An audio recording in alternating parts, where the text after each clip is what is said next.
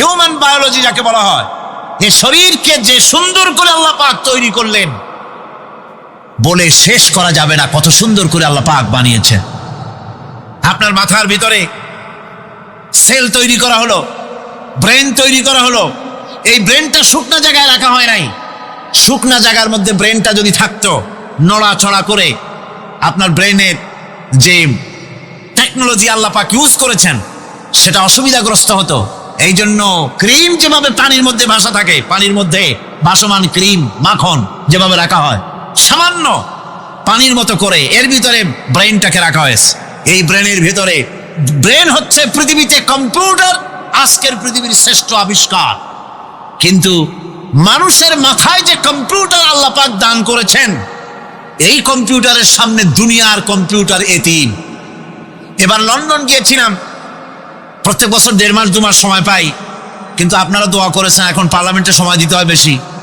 বিদেশের সফর কমে গিয়েছে। 10 দিনের জন্য গিয়েছিলাম। ওরা আমাকে একটা ডায়েরি দিল। সেই ডায়েরিটার ভিতরে, ডিজিটাল ডায়েরি, এই ডায়েরির মধ্যে তারা বলল যে এরকম, এই যে কাগজটা আপনারা দেখতে পাচ্ছেন, এই রকমের কাগজের 10 লক্ষ পাতা লিখতে যত কাগজ লাগে, এরকমের 10 লক্ষ পাতার লেখা ছোট্ট এই ডায়েরিটার মধ্যে ঢুকাই দেওয়া যায়। 10,000 টেলিফোন নাম্বারের মেমোরিতে তুলে দেওয়া যায়। এটা হচ্ছে লেটেস্ট আবিষ্কার। কিন্তু আল্লাহ পাক মানুষের যে ব্রেনটা তৈরি করলেন, পৃথিবীতে যা আছে এ সব কিছু একটা মানুষের ব্রেনের মধ্যে, সমস্ত তথ্য, সমস্ত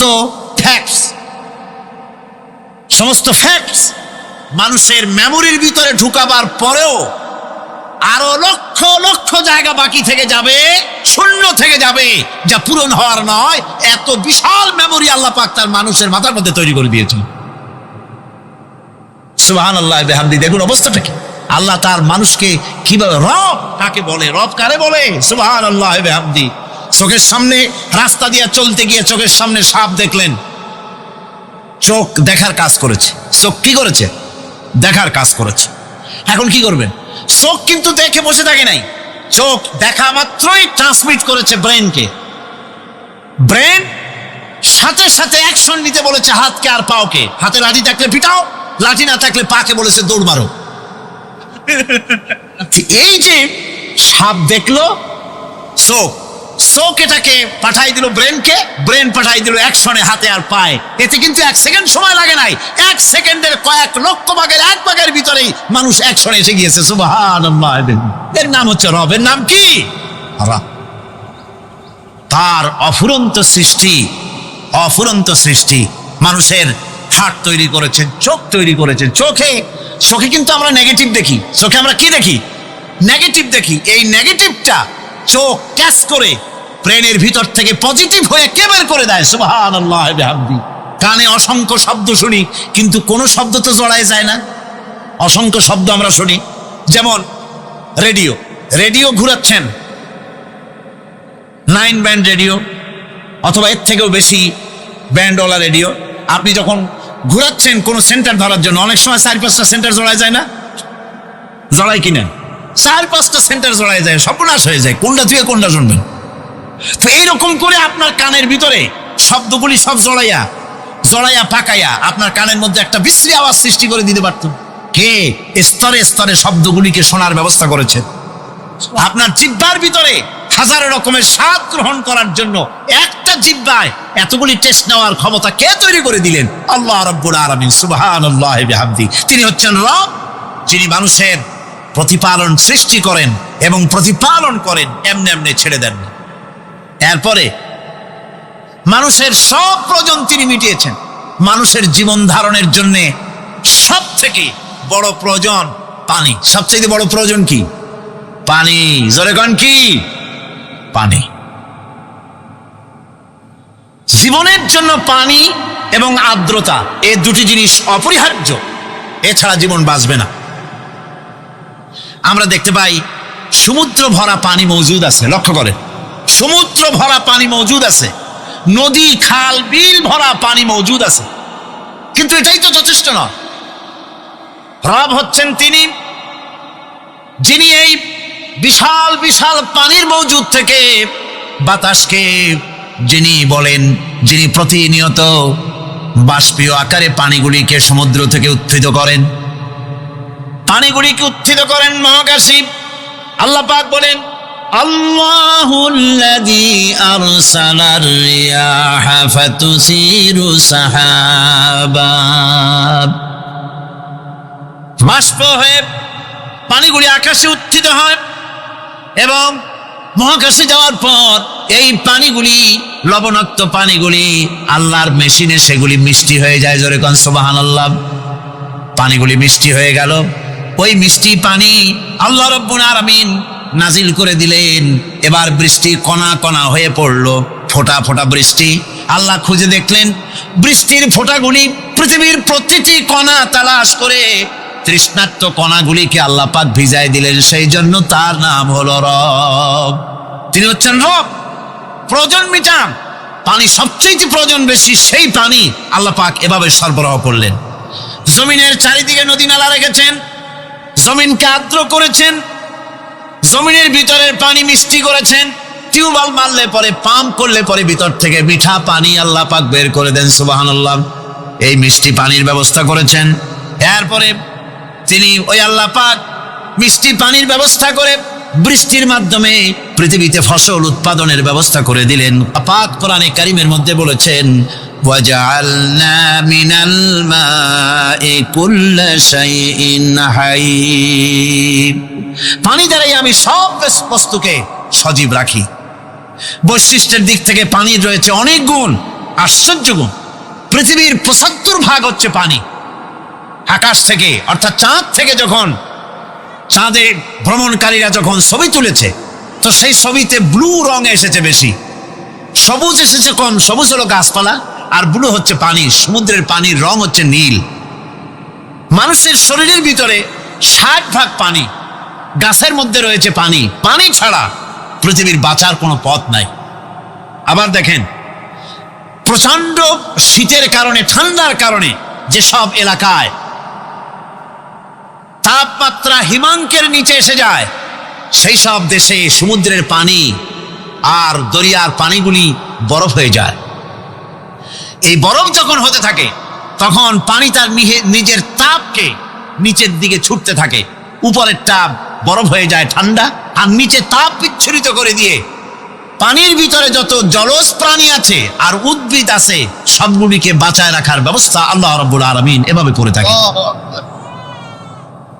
এবার আল্লাহ রাব্বুল আলামিন বলছেন, এই পানি ছাড়া মানুষ বাঁচে না, প্রাণী বাঁচে না। পানি এমন এক জিনিস, এমন এক নিয়ামত আমি দান করলাম। আল্লাহ পাক বলেন, কুল আরাআইতুম ইন আসবাহা মাউকুম গাওরান ফামান ইয়াতিকুম বিমাইন মাইন। বলো দেখি, সবে শুকাইয়া যদি যায় এই জমিনের পানি, তাহলে হেথায় তটনির ধারা কে দিবে সবারে আনি। এই পৃথিবীর নদী নালা, খাল বিল, জমিনের আভ্যন্তরীণ দিকে পানিগুলি যদি আমি আল্লাহ রাব্বুল আলামিন শুকায় দেই, তাহলে আমি আল্লাহ ছাড়া এমন কে আছে যে নতুন করে আবার পানির আমদানি করে দিতে পারে? আছে কেউ? আজ পানির শূন্যতা আমাদের দেশে দেখা যাচ্ছে। পানি আস্তে আস্তে কমে যাচ্ছে, আস্তে আস্তে পানি শেষ হয়ে যাচ্ছে। কি কারণে শেষ হচ্ছে এবং কি হলে পানি পাওয়া যাবে পরে বলা যাবে ইনশাআল্লাহ। তো জীবন ধারণের জন্য যেমন পানির প্রয়োজন, জীবন ধারণের জন্য তেমন বাতাসেরও প্রয়োজন। পানি ছাড়া তো কিছু সময় চলতে পারে, পানি এবং খাদ্য ছাড়া কিছু সময় চলতে পারে, কিন্তু বাতাস ছাড়া তো এক মুহূর্ত চলে না, ঠিক কিনা? বুঝেন কিনা কথা? বাতাস ছাড়া এক মুহূর্ত চলতে পারে না। অথচ আল্লাহ রাব্বুল আলামিন এই বাতাস দিয়ে গোটা আকাশকে, শূন্য জায়গাগুলি বাতাস দিয়ে ভরে রেখেছেন, যাতে করে কারো বাতাসের কোনো অসুবিধা না হয়, শ্বাস করতে কোনো কষ্ট না হয়। প্রাণী জগৎকে বাতাস দিয়ে বাঁচিয়ে রাখার জন্য আল্লাহ পাক মহাশূন্যকে এভাবে সব এলাকা বাতাস দিয়ে ভরে রেখেছেন। এই জন্য তার নাম হচ্ছে রব। এটাই হচ্ছে রুবুবিয়তের নমুনা। আমার ভাইয়েরা, আল্লাহ রাব্বুল আলামিন পানি দিলেন, বাতাস দিলেন, খাদ্যের ব্যবস্থা করে দিলেন। শস্য শ্যামল এলাকায় আল্লাহ পাক সব জায়গাগুলিতে শস্য শ্যামল হোক, অথবা উষর ধূসর মরুভূমি হোক, সারা পৃথিবী জুড়ে আল্লাহ রাব্বুল আলামিন খাবারের দস্তরখান বিছায় রেখেছেন। ওয়ামা মিন দাব্বাতিন ফিল আরদি ইল্লা আলাল্লাহি রিজকুহা। এই পৃথিবীর বুকে এমন কোন বিচরণশীল জীব নাই যেই জীবের রিজকের দায়িত্ব আমি আল্লাহ আমার নিজ হাতে গ্রহণ করি নাই। জোরে বলেন সুবহানাল্লাহ। সব রিজেক আমি ছড়ায় রেখেছি বিশ্ব জুড়ে সর্বত্র। আল্লাহ পাক বলছেন, ফালইয়ানজুরিল ইনসানু ইলা তাআমিহি আন্না সাবাবনাল মাআ সাব্বা সুম্মা শাকাকনাল আরদা শাক্কা ফাআমবাতনা ফিহা হাব্বা। আল্লাহ পাক বলছেন, মানুষের উচিত নিজ খাদ্যাদির দিকে লক্ষ্য করা, নিজের খাদ্যের দিকে লক্ষ্য করা। যেহেতু এই খাদ্য প্রতিদিন তার সামনে আসে, এদিকে তার লক্ষ্য করা উচিত। আমি কিভাবে প্রথমে জমিনের উপরে পানি বর্ষণ করি, পরে জমিনকে দীর্ণ বিদীর্ণ করি, এরপরে জমিনের ভিতরে উর্বরা শক্তি আমি দান করি। কে বলতেছেন এ কথা? আল্লাহ পাক বলছেন। এরপরে আমি নানান জাতের ফসল ফলন তোমাদের জন্য আমি দান করে দেই। খাদ্যের দিকে নজর করতে এই জন্য আল্লাহ পাক বলেছেন, মানুষ চতুর্দিক থেকে তো চোখ ফিরাতে পারে, মুখ ফিরাতে পারে, কিন্তু খাদ্যের দিকে তার নজর করতেই হয়। সকালে, দুপুরে, বিকেলে, রাত্রে সব সময় তার সামনে খাবার আছে। আল্লাহ পাক বলেন, খাবারের দিকে একটু নজর করো, কেমন ভাবে কি সুন্দর করে খাবারগুলি তৈরি করে দিয়েছি, শুরু কিভাবে হলো, পরিপক্ক কিভাবে হলো, সেদিকে তোমরা লক্ষ্য করো। সে লক্ষ্য তো করা নাই, সমানে খায়, বিসমিল্লাহ বলে না, আলহামদুলিল্লাহ বলে না, পাইকারি দরে খাইতেই থাকে। আল্লাহ পাক বলছেন, খাদ্যাদির দিকে লক্ষ্য করো। এই যে চাউল তোমরা খাচ্ছ, আটা খাচ্ছ, গম খাচ্ছ, মাছ খাচ্ছ, গোশ খাচ্ছ, তাম পৃথিবীর সমস্ত বিজ্ঞানীরা একত্রিত হয়ে একটা চাউল বানাইতে পারবে? জোরে কোন পারবে? না পারবে। পারবে প্লাস্টিকের চাউল পারবে, খাবেন আর কলেরা হয়ে মরবেন। পৃথিবীর সমস্ত বিজ্ঞানীরা একত্রিত হয়ে একটি চাউল বানাতে পারবে না, একটা ডিম বানাতে পারবে না। পারবে একটা ডিম বানাতে? পারবে না। বিজ্ঞানীদের প্রশংসা আমরা করি, হ্যাঁ করি, বিজ্ঞানীরা অনেক কিছু বিশ্বকে উপহার দিয়েছে, কিন্তু মূল রবের কাছে আমরা যাই না, তাকে চিনতেও পারি না, সেখানে যাই না। বিজ্ঞানীরা কি করেছে? আল্লাহর বানানো জিনিসগুলি তারা ডিজাইন করেছে। ডিজাইন করতে তো নিষেধ নাই, আর ডিজাইন করাই যায়, সৃষ্টি করতে পারে না। বিজ্ঞানীরা সৃষ্টি করে নাই, ডিজাইন করেছে। কিরকম? আল্লাহ পাক চাউল তৈরি করেছেন। চাউল তৈরি করেছে কে? বলেন না সবাই। এখন আপনারা সেই চাউল দিয়ে পিঠা বানান, পায়েস বানান, সেই চাউল দিয়ে ভাপা পিঠা, আরো কি যেন খায় চট্টগ্রামে রস দিয়ে, ওটা কি কয়? দই পিঠা না কেন? ধোঁয়া পিঠা। সেইভাবে করে আপনি ডিজাইন তৈরি করছেন। আটা দিচ্ছে, আল্লাহ পাক আটা তৈরি করেছেন, গম দিয়েছেন, এই আটা দিয়ে গোলগোল্লা তৈরি হচ্ছে, এর দ্বারা রুটি তৈরি হচ্ছে, এর দ্বারা অসংখ্য রকমের সিমাই টিমাই ইত্যাদি দিয়ে, লাচ্ছা সিমাই, নানান রকমের সিমাই আপনি ডিজাইন করেন, অসুবিধা নাই। আল্লাহর তৈরি করা কাঠ দিয়ে ফার্নিচার তৈরি হচ্ছে, টেবিল হচ্ছে, চেয়ার হচ্ছে, গুষ্টি শুদ্ধ হচ্ছে। আল্লাহর তৈরি করা লোহা দিয়া মাইক হচ্ছে, স্ট্যান্ড গান হচ্ছে, ব্রেন গান হচ্ছে, তারপরে প্লেন হচ্ছে। তাহলে আমি বলতে চাইলাম, বুঝাতে চাইলাম, সমস্ত জিনিস এর স্রষ্টা কে? জোরে বলেন কে? বিজ্ঞান শুধু এগুলিকে এক জায়গায় করে অ্যাসেম্বল করেছে, এগুলিকে এক জায়গায় করে এক একটা রূপ দিয়েছে। এখানে বিজ্ঞানের কৃতিত্ব আছে ঠিক, কিন্তু আপনারাই বলেন, লোহা যদি আল্লাহ তৈরি না করতেন, এই মাইক তৈরি হতো, রাইফেল তৈরি হতো? আর রাইফেল যদি নাই হতো, তাহলে কারাগারের বন্দীগুলো মারতেন কি দিয়া? রাইফেল যদি না হতো, যুদ্ধ করতেন কি দিয়ে? ঠিক কিনা? যত মারামারি ইত্যাদি যা কিছু হচ্ছে, তো শুধু মারামারির জন্যই তো আল্লাহ লোহা বানান নাই। লোহার সবচাইতে বড় প্রয়োজন হচ্ছে জমিন কর্ষণ করা, জমিন চাষ করা। এই জমিন চাষের জন্য লাঙ্গল দরকার, শাবল দরকার, খন্তা দরকার, কোদাল দরকার। এই লোহার দামকেও আল্লাহ পাক এত লোহা বেশি দিয়েছেন, যার জন্য লোহার দাম কম। সোনা কম দিয়েছেন, যেহেতু সোনার প্রয়োজনীয়তা কম, লোহার প্রয়োজনীয়তা বেশি, এই জন্য লোহা বেশি দিয়েছেন, দামটা কমে গেছে, যার জন্য আপনার আমার জন্য কিনে ব্যবহারটা সহজ হয়েছে। কথা ঠিক কিনা? বন্ধুগণ, আল্লাহ রাব্বুল আলামিন এইভাবে করে মানুষের রুবুবিয়াতটা, আল্লাহ পাকের রুবুবিয়াত হচ্ছে এই, তিনি মানুষকে সুন্দর করে সৃষ্টি করে যা কিছু প্রয়োজন সবকিছু খাওয়াচ্ছেন, দিচ্ছেন।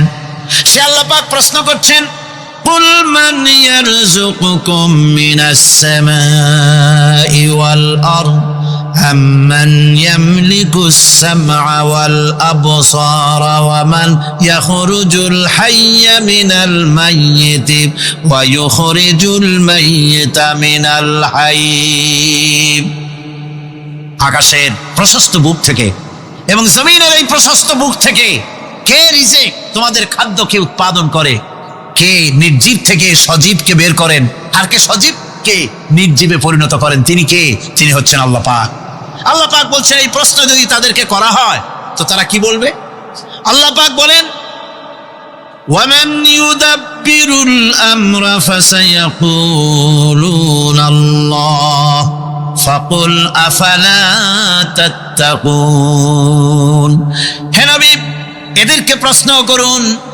এদেরকে যদি প্রশ্ন করা হয় এই পৃথিবীর সুন্দর পরিচালনা পদ্ধতি কে করেন, তাহলে তারা এক কথায় বলবে, নিজের থেকেই বলবে আল্লাহ। কে করছেন? সবকিছু আল্লাহ। আল্লাহ পাক বলেন, নবী তাহলে তাদেরকে বলেন, এ কথা জানার পর, এ কথা বোঝার পরেও কেন তারা ঔদাসীন্যতা দেখাচ্ছে? কেন তারা গাফিল হয়ে যাচ্ছে? কেন তারা আল্লাহ পাককে ভয় করে তার পথের অনুসারী হচ্ছে না? যে আল্লাহ রাব্বুল আলামিন এত কিছু করছেন, তিনি তার পরিচয় সম্পর্কে বলে দিচ্ছেন, ফাযালিকুমুল্লাহু রাব্বুকুমুল হক ফামাযা বা'দাল হক ইল্লাদ দালাল। নিশ্চয়ই এসবের মূলে রয়েছেন তোমাদের রব, আমাদের আল্লাহ, আমাদের রব। সুতরাং উজ্জ্বল সত্য প্রকাশিত হওয়ার পর গোমরাহি ছাড়া আর কিছুই বাকি থাকে না। সুতরাং যারা সত্যের পথের অনুসরণ করতে চায়, রবকে চিনতে হবে, আল্লাহ পাককে জানতে হবে এবং তাকে অনুসরণ করতে হবে, তাকে রব হিসেবে চিনতে হবে। আমার বন্ধুগণ, এটা হচ্ছে সেই রুবুবিয়াত ইলাহি যার দিকে হযরত মূসা আলাইহিস সালাম ইঙ্গিত করেছিলেন ফেরাউন যখন তাকে প্রশ্ন করেছিলেন, ফামান রাব্বুকুমা ইয়া মূসা। হে মূসা, তোমাদের দুজনের রব কে? তোমাদের রব, তোমাদের প্রভু কে? তিনি জবাব দিলেন, রব্বুনাল্লাযী আ'তা কুল্লা শাইইন খালকাহু সুম্মা হাদা। রব হচ্ছেন আমাদের তিনি, যিনি নাকি আমাদের প্রতিপালক, আমাদেরকে সৃষ্টি করেছেন এবং আমাদেরকে হেদায়েত দিয়েছেন, সঠিক পথের দিশা দিয়েছে। এখানে হেদায়েত হচ্ছে, এখানে হেদায়েত শব্দের অর্থ হচ্ছে সৃষ্টি শুধু করেন নাই, তাকে চলার, তার খাদ্য অনুসন্ধানের, তাকে বেঁচে থাকার সবকিছুর উপকরণ, এর কমন সেন্স, এর সাধারণ জ্ঞান আল্লাহ পাক তার সাথে দিয়েছেন। তিনি হচ্ছে রব। আচ্ছা, একটা দৃষ্টান্ত দেই। এই হেদায়েতটা কি? এই হেদায়েতটা হচ্ছে, আপনাদের বাড়িতে যদি কারো বিড়াল থাকে, বিড়াল, বিড়াল বোঝেন তো না? কি বলে এটা? বিড়াল, বিলাই নাকি বলে? বিড়াল। এই বিড়াল যদি আপনাদের কারো বাড়িতে থাকে, তো বিড়ালের প্রসবকালীন অবস্থা দেখবেন, বিড়ালের প্রসব হবে, বাচ্চা দেবে।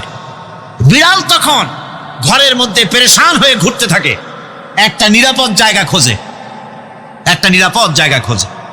প্রসব করার 2-3 দিন আগের থেকে খুঁজতে থাকে তার জন্য নিরাপদ জায়গা কোনটা। এরপরে খুঁজতে খুঁজতে প্রসবের দিন সে সত্যিকারের ঘরের মধ্যে সবচেয়ে কোনা কানা জায়গা যেটা, সেই রকমের একটা নিরাপদ জায়গা সে বেছে নিল। এরপরে বাচ্চা হলো। বাচ্চা হওয়ার পর এই বাচ্চার উপরে কেউ যেন আক্রমণ না করে, শত্রু যেন তার জায়গাটিতে না আসে, এই জন্য বাচ্চাটার তো হাত দিয়ে মায়ের মতো কোলে নিতে পারে না, সে আস্তে করে ঘাটটা কামড়ায় ধরে যাতে করে বাচ্চা ব্যথা না পায়। ওইভাবে করে ঘাড় কামড়ায় ধরে, আজকে এই সিঁড়ির নিচে, কালকে ওই খাটের নিচে, পরশুদিন এই আলমারির কোনায়, এইভাবে বাচ্চাগুলি সরায় সরায় রেখে বাচ্চাকে প্রতিপালন করে। এই বিড়ালরাই হেদায়েত দিলটা কে? যিনি দিলেন তার নাম রব। তিনি হচ্ছেন রব্বুল আলামিন। সন্তান প্রতিপালনের ব্যবস্থা শুধু দুনিয়ার মানুষকেই দেন নাই, প্রাণী জগৎকেও দিয়েছেন। সুবহানাল্লাহ। বলেন বলেন, মুরগির বাচ্চা হলো, ডিমের থেকে বাচ্চা বেরোলো, এই বাচ্চাগুলি হয়েছে গতকাল, আজকে বাচ্চাগুলি আদার খাচ্ছে মায়ের সাথে, হঠাৎ করে একটা চিল এলো আর ওর মা একটা সিগন্যাল মারলো, সাথে সাথে বাচ্চাগুলি দৌড়াইয়া এমন পলান দিল, আপনি তো ভালো একাদশীর বাপেও তালাশ করে পাবে না যে মুরগির বাচ্চা পলাইলো কই। এখন ওই বাচ্চাটিকে এই সিগন্যাল সম্পর্কে কে অবহিত করলো যে এইরকম একটা আওয়াজ শুনলে এটা ভীতির আওয়াজ, এটা সাইরেন, এটা বিপদ সংকেত, এটা ডেঞ্জার সিগন্যাল, এটা শুনলে দেখলে তাড়াতাড়ি করে আত্মগোপন করবা। কেটে গেল আল্লাহ পাক শিখাইছেন। এখন এক শ্রেণীর বুদ্ধিজীবী তারা আবার উল্টা কথা কয়। তারা বলে কি? তারা বলে যে মুরগি বাচ্চা, এই বাচ্চা যে দৌড় মারলো, এখানে আল্লাহ এইসব কিছু নাই, নাউযুবিল্লাহি মিন যালিক। তো এখানে কি আছে? কয় যে এখানে বিষয়টা হলো এই যে এই মুরগি আর মোরগ, ওর বাপ মা, এই দুজনের মধ্যে আছে চিলের ভয়, আছে শিয়ালের ভয়। ওই ভয় ওদের মধ্যে ছিল, এই মা বাপের ক্রসের মাধ্যমে বাচ্চা আসছে, কাজী ওই ভয়, বাপের যদি কোনো রোগ থাকে, মায়ের রোগ থাকে, তো এগুলি তো বাচ্চার মধ্যেও ঢোকে। তো ভয় হোক, সুখ হোক, দুঃখ হোক, এই অনুভূতি স্বাভাবিক প্রক্রিয়ার মাধ্যমে বাচ্চার মধ্যে ঢুকছে, আর সিল দেখে আওয়াজ শুনে সে আত্মগোপন করেছে, ভয় পায়। মায়ও ভয় পায়, বাবাও ভয় পায়। এই মায়ের গর্ভে সন্তান এসছে, সন্তানের বয়স 2 বছর, 2.5 বছর। ঘরের মধ্যে কেউ ছিল না, ঘরের মধ্যে একটা সাপ আসছে, একটা সুন্দর সাপ, দেখতে সুন্দর, কিন্তু সে সাপে কামড়ালে মানুষ মরে যায়। ওই সাপটা মাথা উঁচু করে ফোনা ধরেছে। এই বাচ্চাটা কি সাপ দেখে দৌড় মারবে, না বাচ্চাটা ওই সাপটাকে ধরার জন্য সে এগিয়ে যাবে? কোনটা করবে? এগিয়ে যাবে। আর তাহলে মা বাপের ভয়, তাদের মা বাপের রক্তের মধ্যে, শিরার মধ্যে সব জায়গায় সাপের ভয়, তার মাধ্যমে বাচ্চা এসে ওই বাচ্চার মধ্যে সাপের মহব্বত হইল, কারণ ভয় হইল না কেন বাচ্চা অবস্থায়। সুবহানাল্লাহ। আমার বন্ধুগণ, মুরগির বাচ্চাকে হেফাজত করার জন্য বুদ্ধিমান প্রাণী মানুষ তার কাছে নাই বলে আল্লাহ রব্বুল আলামিন তারে বাচ্চা অবস্থা থেকে বোঝার তৌফিক দিয়েছেন কোনটা ভয়ের আওয়াজ, কোনটা হলো বিপদের আওয়াজ। মানব সন্তানের প্রতিপালন করার জন্য তার মার বাবা আছে বলে ওই রকম করে পশুদের মতো আল্লাহ বানান নাই, তাকে হেফাজত করার জন্য মা বাপ আছে বলে এই দায়িত্ব আল্লাহ পাক মা বাপের উপরে ছেড়ে দিয়েছেন। মা বাপ তাকে হেফাজত করে। রুবুবিয়তের প্রতিপালন, হেদায়েতের এই প্রতিপালন আল্লাহ পাক মানুষকে এভাবে করে তাদেরকে হেদায়েত দিয়েছেন, তার পথের চলার দিশা দিয়েছেন। পিঁপড়ার খাদ্য সংগ্রহের ব্যাপারটা দেখেন, পিঁপড়ার আছে দারুণ ঘ্রাণ শক্তি। কোথায় খাবা? 5 তলায় আপনি মিষ্টি খাচ্ছেন, রসগোল্লা থুয়ে দেন, তারপরে দেখেন কোন জায়গায় দিয়ে পিঁপড়া এসে জমের খাওয়া খায়, ঠিক কিনা?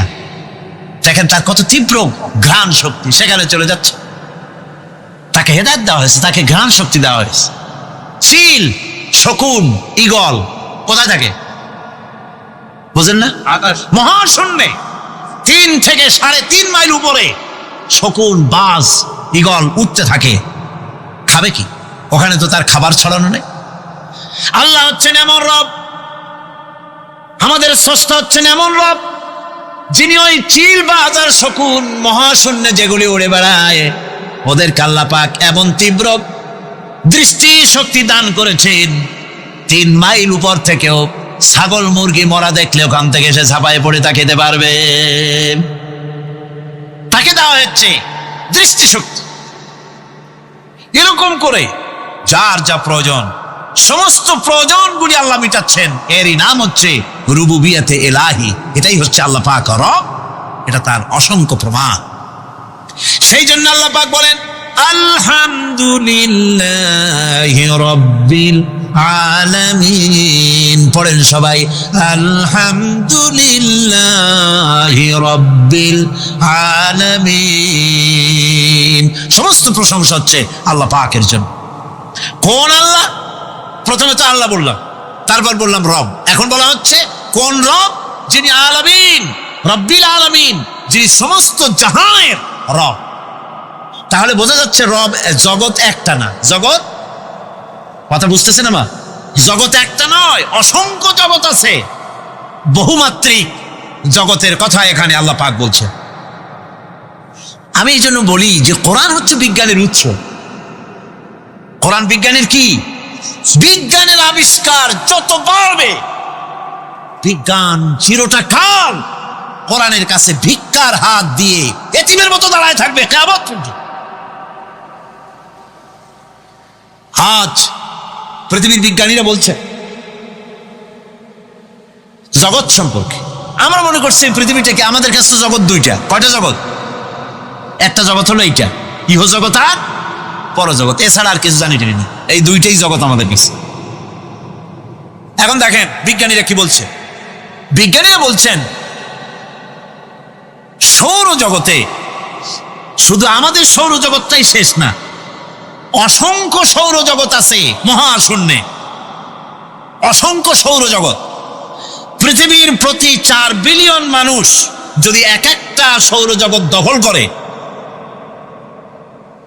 তাতেও সৌরজগৎ শেষ হবে না। আরো সহস্র সহস্র বিলিয়ন বিলিয়ন সৌরজগৎ আরো ফাঁকা পড়ে থাকবে। এত সৌরজগৎ আল্লাহ সৃষ্টি করেছেন। এই মহাশূন্যে বহুমাত্রিক জগতের কথা আল্লাহ পাক এখানে বলেছেন। এই পৃথিবী একটা জগৎ, এই মাটির তলে আছে আর এক জগৎ, সমুদ্রের ভিতরে আছে পানির তলার আর এক জগৎ। আর মহাশূন্য যে কি তা আপনার মাথায় শূন্য হয়ে যাবে চিন্তা করতে করতে। এই জন্য বিজ্ঞানীরা, বড় বড় বিজ্ঞানী, এরা কিন্তু নাস্তিক হয় না। বর্তমান বিজ্ঞানীরা চিন্তা করে গবেষণা করে খেই হারিয়ে ফেলছে মহাশূন্যকে দেখে। যেখানে আছে গ্যালাক্সি, যেখানে আছে মিল্কি ওয়ে, যেখানে রয়েছে অসংখ্য তারকা, এই পৃথিবীটা মহাশূন্য আল্লাহ যেভাবে তৈরি করেছেন, সেই তুলনায় এই পৃথিবী একটা মার্বেলের চাইতে খুব বেশি একটা বড় কিছু হয় বলে মনে হয় না। পৃথিবী যদি হয় একটা মার্বেলের মতো, তাহলে আমরা যে মানুষ, আমাদের অস্তিত্ব কোথায় চিন্তা করেন। এবার মহাশূন্যে চলেন। মহাশূন্য সে কি বিশাল মহাশূন্য। একটা তারকা থেকে আর একটা তারকায় যদি যেতে হয়, তাহলে সহস্র সহস্র বিলিয়ন বছরের দরকার হবে। কি বছর? এই দুনিয়ার বছর না, আলোকবর্ষ, লাইট ইয়ার। আলো চলে প্রতি সেকেন্ডে কত? 1,86,000 মাইল। এই 1,86,000 মাইলের সেকেন্ড, এর মিনিট, এর ঘন্টা, এর দিন, এর মাস, এর বছর, এই আলোকবর্ষ। সহস্র সহস্র আলোকবর্ষ পার হয়ে যাবে এক তারকা থেকে আর এক তারকায় পৌঁছানো সুকঠিন। এ ধরনের অসংখ্য তারকা আল্লাহ পাক তৈরি করে রেখেছে। সূর্য হচ্ছে পৃথিবীর চাইতে 13 লক্ষ গুণ বড়। এরকম সূর্য বিজ্ঞানীরা এখন বলছে, আগে বলতো 1 কোটি সূর্যের চাইতে বড় তারকা, এখন বলতেছে এই রকমের পৃথিবীর চাইতে 13 লক্ষ গুণ বড় যে সূর্য, এরকম 3 কোটি সূর্য খাইয়ে ফেলাইতে পারে। এরকম সহস্র সহস্র তারকা এক একটা গ্যালাক্সির ভিতরে আল্লাহ পাক তৈরি করে গেছে। এখন মনে হচ্ছে যে এই তারকাগুলি বড় না, এই তারকাগুলির চাইতে আবার বড় জিনিস কি, সেটাকে বলা হয় ব্ল্যাক হোল। সেটাকে বলা হয় ব্ল্যাক হোল, অন্ধকার কূপ। ব্ল্যাক হোল আবার ম্যান হোল বুঝবেন না, কিন্তু ম্যান হোলের ঢাকনা চুরি হয় যেমন। তবে একটা দৃষ্টান্ত আপনি বুঝতে পারেন, রাস্তায় রাস্তায় যেমন অসংখ্য ম্যান হোল আছে, ওই রকম করে মহাশূন্যে অসংখ্য ব্ল্যাক হোল আছে, একটা দুইটা না, অসংখ্য। এই ব্ল্যাক হোল আবার দেখা যায় না, অদৃশ্য ব্ল্যাক হোল। এই ব্ল্যাক হোলগুলো কি? এগুলি কোরআনে কারীমের মধ্যে আল্লাহ পাক বলেছেন, ফালা উকসিমু বিমাওয়াকিন নুজুম, ফালা উকসিমু বিমাওয়াকিন নুজুম, শপথ সেই পতনের স্থানের যেখানে নক্ষত্র সমূহ ধ্বংস হয়ে যায়, ধ্বংসপ্রাপ্ত হয়, কসম সেই স্থান সময়ের। সুবহানাল্লাহ। এই অন্ধকার কূপের, এই অন্ধকূপের কসম করছেন আল্লাহ পাক। সে অন্ধকূপটা কি? সেই ব্ল্যাক হোলটা কি? সেই ব্ল্যাক হোল হচ্ছে ওই যে তারকার কথা বললাম, যে সূর্য খাইতে পারে, 3 কোটি সূর্য খাইতে পারে, এই রকমের তারকাগুলি ঘুরতে ঘুরতে কোনো এক কারণে যখন সে ব্ল্যাক হোলের রেঞ্জের মধ্যে এসে যায়, তখন ব্ল্যাক হোল ওকে এমন ভাবে চুষে হজম করে ফেলে, যেমন বাচ্চা চকলেট চুষা খাইয়া ফেলায়, এইরকম ব্ল্যাক হোলগুলি অত বড় তারকাগুলি খাইয়া চুষা শেষ করে ফেলে দেয়। সুবহানাল্লাহ বিহামদিহি। বিজ্ঞানীরা বলেছেন, আমাদের এই পৃথিবীটা, আল্লাহ না করুন কখনো, আমাদের এই পৃথিবীটা যদি কোনো ব্ল্যাক হোলের আওতায় পড়ে, ওর রেঞ্জে আসে, তাহলে মাত্র 2 সেন্টিমিটারের মধ্যে পৃথিবীটা তার ঘনত্ব লাভ করে ব্ল্যাক হোলের মধ্যে অদৃশ্য হয়ে যাবে, হারায় যাবে, অস্তিত্ব থাকবে না। আল্লাহ পাক, আশ্চর্য লাগে আমার, বিজ্ঞানের বইপত্র যখন পড়ি আমার কাছে আশ্চর্য লাগে। 1400 বছর আগে নবী কোনো বিজ্ঞানাগারে পড়াশোনা করেন নাই, কোন সায়েন্স দিয়ে রিসার্চ করেন নাই। সেই নবীর মুখ থেকে এমন বিজ্ঞানময় কোরআন আল্লাহ বের করালেন যে আজকের পৃথিবীর মডার্ন যুগের বিজ্ঞানীরা কোরআনের কাছে এতিম হয়ে দাঁড়ায় আছে। আমার ভাইরা, আমরা ইসলাম আমাদের আদব শিক্ষা দেয়। কি শিক্ষা দেয়? আদব। শুধুমাত্র কোন লোক পেশাব পায়খানার কথা বললে তাকে রাস্তা ছেড়ে দেবেন, যেতে বলবেন, তা না হলে তো আপনাদেরই অসুবিধা হবে। কথা বুঝতে পেরেছেন? বাকি কেউ উঠবেন না, দাঁড়াবেন না। এত বড় বেহেশতি মাহফিল জীবনে আরেকবার পাবো কোন নিশ্চয়তা আছে? আপনি আমাকে বলেন, আল্লাহর আকাশের নিচে জমিনের উপরে এর থেকে শ্রেষ্ঠ কোন মাহফিল আছে নাকি? কারণ কারণ এ মাহফিল কোরআনের মাহফিল। কিসের মাহফিল? এর থেকে শ্রেষ্ঠ মাহফিল আল্লাহর আকাশের নিচে জমিনের উপরে হতে পারে না। সুতরাং বেয়াদবি কেউ করবেন না। তরুণেরা, যুবকেরা, তোমাদের এগিয়ে আসতে হবে। নির্যাতিত মানবতার পাশে তোমাদেরকে দাঁড়াতে হবে। আজ শ্রমিকরা তাদের ন্যায্য পাওনা পাচ্ছে না, কৃষক তাদের উৎপাদনের মূল্য পাচ্ছে না, নারী তার সতীত্বের গ্যারান্টি পাচ্ছে না। মানুষেরা আজ নির্যাতিত, নিপীড়িত। সারা পৃথিবীতে Bosnia, Algeria, Somalia, Palestine, Kashmir, Burma, Philippines, Bharat, পৃথিবীর সর্বত্র নির্যাতিত মুসলমানদেরকে বাঁচাবার জন্য আমার খালিদ বিন ওলীদের উত্তরসূরিরা, সালাউদ্দিন আইয়ুবী, জামালউদ্দিন আফগানি, হযরত আলীর উত্তরসূরি, আজকের মাহফিলের যুবক আর তরুণরা, তোমরা কি রক্ত দিতে পারবে?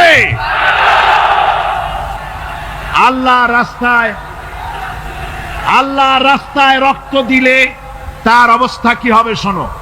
আল্লাহ রাব্বুল আলামিন বলেছেন, ওয়ালা তাকুলু লিমান ইউকতালু ফি সাবিলিল্লাহি আমওয়াত বাল আহইয়াউ ওয়ালাকিন লা তাশউরুন।